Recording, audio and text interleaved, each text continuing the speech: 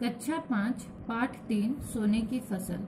बच्चों, इसके पहले भाग में मैंने आपको पढ़ाया कि राजा चंद्रकेतु एक प्रजापालक एवं न्यायी राजा थे और प्रजा को अपनी संतान से बढ़कर मानते थे। बच्चों, उन्होंने जब अपने राज्य का भ्रमण किया तो 3 चोरों को चोरी करते हुए देखा और तीनों को मृत्यु दंड की सजा सुनाई।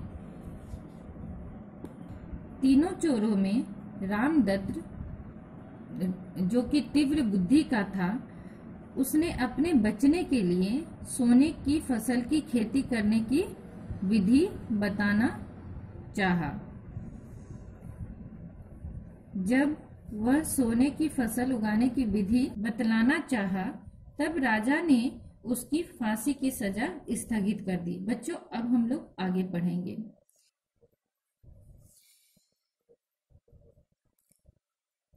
रामदत्त ने राजमहल के प्रांगण में जमीन का एक चौकोर टुकड़ा चुना था।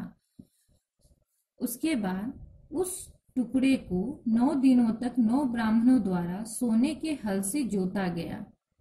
फिर सैकड़ों कुंवारी कन्याओं द्वारा स्वर्ण कलशों मतलब होता है सोने की कलश में गंगा जल भरकर उसे सींचा गया।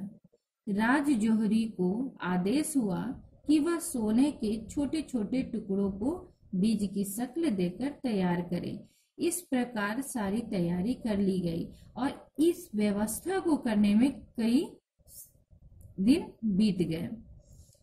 जब राज्य के प्रधान पुरोहित से शुभ मुहूर्त निकलवाया गया, उस दिन राज्य के दूर दराज के इलाकों एवं नगर से नागरिकों की भीड़ राजमहल में एकत्रित हुई।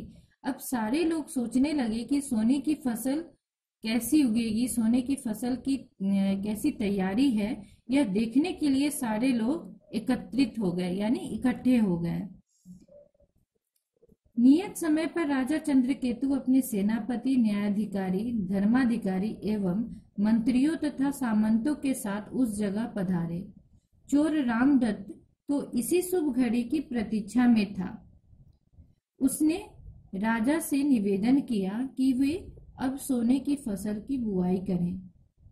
साथ ही साथ उसने यह भी निवेदन किया कि अगर किसी ने जीवन में एक बार भी कुछ न चुराया हो, तभी उसके द्वारा सोने की फसल उगेगी, अन्यथा सारा प्रयत्न बेकार हो चला जाएगा। यानी रामदत्त ये जानता था कि दुनिया में कोई भी ऐसा व्यक्ति नहीं है जो थोड़ा सा भी कुछ ना चुराया हो। इसलिए उसने यह शर्त रखी कि सोने की फसल की बुआई वही करेगा जिसने कभी जिंदगी में कुछ भी नहीं चुराया हो। जब राजा चंद्रकेतु सोने की फसल की बुआई करने जाते हैं तो उन्हें याद आ जाता है कि उन्होंने बचपन में एक बार चोरी करके मिठाई खाई थी, इसलिए वह फसल को नहीं बोते हैं। उन्होंने सेनापति चंद्रचूड़ जी से आग्रह किया कि वे फसल बोए। अब राजा बोलते हैं कि अपने सेनापति को कि आप फसल को बोइए, परंतु उन्होंने भी अपने विद्यार्थी जीवन में एक मित्र की पुस्तक चुराने की बात कह डाली। इस तरह जितने भी लोग वहां मौजूद थे, उनमें से सभी को कहा गया कि वह सोने की फसल की बुआई करें, लेकिन कोई भी आगे नहीं आया।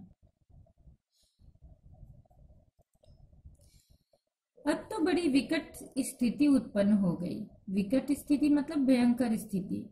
यह बात सबके सामने प्रमाणित हो चुकी थी कि राजा से लेकर आम प्रजा तक सबके सब चोर हैं। अब रामदत्त ने यह साबित कर दिया था कि यहाँ पे उपस्थित जितने भी लोग हैं वो सब किसी न किसी प्रकार से किसी न किसी वस्तु की चोरी किए हुए हैं, कुछ न कुछ चुराए हुए हैं, और कोई छोटा चोर तो कोई बड़ा चोर है, यह प्रमाणित हो गया था। अब चोर रामदत्त आगे आकर बोला, प्रजाजनों एवं सभासदों, आपके राजा चोर हैं, सेनापति, धर्माधिकारी, न्याय अधिकारी, मंत्रीगण और खुद आप लोग भी चोर हैं। तब चोरों की जमात का एक अदना सा सदस्य यह गरीब रामदत्त ही क्यों फांसी चढ़े। अब रामदत्त ने बड़ी ही चालाकी से सबको चोर साबित कर दिया और बोलता है कि सिर्फ मैं ही क्यों फांसी पे चढ़ूं, सबको फांसी पे चढ़ना चाहिए। फिर वह अपने चोरी का कारण बताता है कि वह 3 दिनों से उसका परिवार भूखा था, इसलिए उसने चोरी करने का अपराध किया।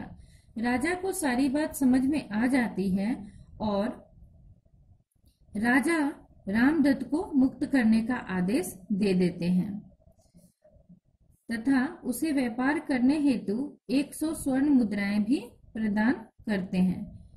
कुछ दिनों में रामदत्त मिथिला नगरी का एक संभ्रांत व्यापारी बनकर सुखपूर्वक जीवन बिताने लगता है। इस प्रकार अपनी चतुराई से रामदत्त फांसी की सजा से मुक्त हो जाता है।